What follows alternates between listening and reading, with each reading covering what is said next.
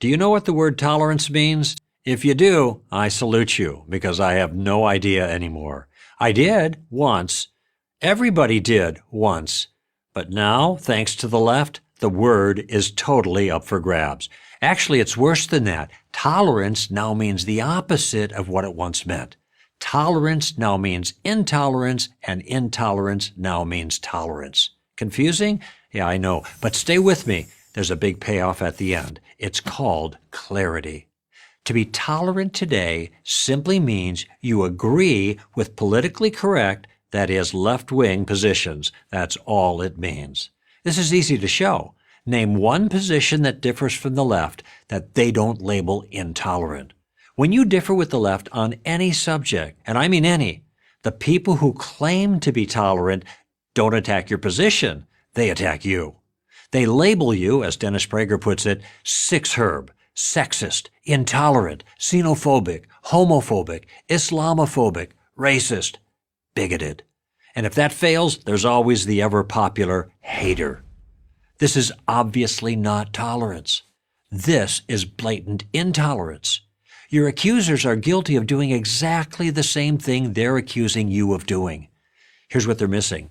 In order to be genuinely tolerant of someone, you first have to disagree with them, since you don't tolerate people you agree with. The classic definition of tolerance means to recognize and respect others' beliefs and practices without sharing them. Notice the element of disagreement is key to tolerance. Without it, true tolerance is not possible. This is critical. We don't tolerate people we agree with. We're on the same side. We only tolerate people we differ with, yet still choose to treat decently and with respect. This vital ingredient of real tolerance is completely missing in the politically correct version. Nowadays, if you differ with others on culturally sensitive issues like sexual orientation or religious beliefs, you're labeled intolerant no matter how you treat them. The left says all behaviors and ideas have equal value, that no behavior or idea is any better than any other. They don't act that way. Tolerance is a one-way street for the left. Openly declare that sex differences are real, as Harry Potter novelist J.K. Rowling did, and see what happens. You'll be called transphobic by the left. The same thing happened to legendary tennis star and feminist Martina Navratilova when she said it was unfair to women to have to compete against trans athletes, that is, athletes who say they identify as female but are biologically male.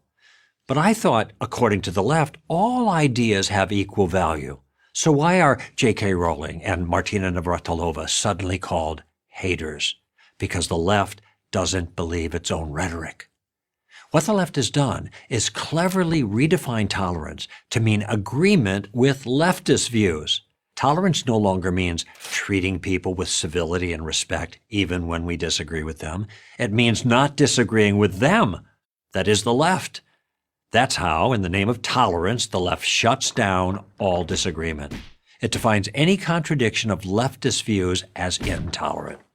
But not only is disagreement not intolerant, it's morally and logically essential. Think about it. All ideas, all behaviors are not equally valid. Some are better, some are worse, and discussion and disagreement and debate are how we sort out the good from the bad. Civilization depends on it. The abolitionist movement in America believed its arguments were better than pro-slavery arguments. They were. Anti-communists believe freedom was better than communism. It is. Tolerance doesn't require we treat all ideas as equally valuable. No, true tolerance means we treat all people as equally valuable, with kindness and with civility and with the freedom to express their ideas even when we disagree with them. That is real tolerance. Boston College philosophy professor Peter Kraft has a good way of putting it. He says, be egalitarian about people. That is, treat all people with equal dignity and respect, regardless of their views. But, he says, be elitist about ideas. In other words, treat some ideas as better than other ideas. Why? Because they are. Some are good, some are bad. Some are smart, some are dumb. Some are dangerous. And we ought to be able to have the liberty to figure out which is which in our discussions. without being called names, and certainly without fearing we'll lose our jobs or our careers. True tolerance applies to how we treat people we disagree with, not how we treat ideas we disagree with. All people have equal value. All points of view do not. I'm Greg Kokel, president of Stand to Reason for Prager University.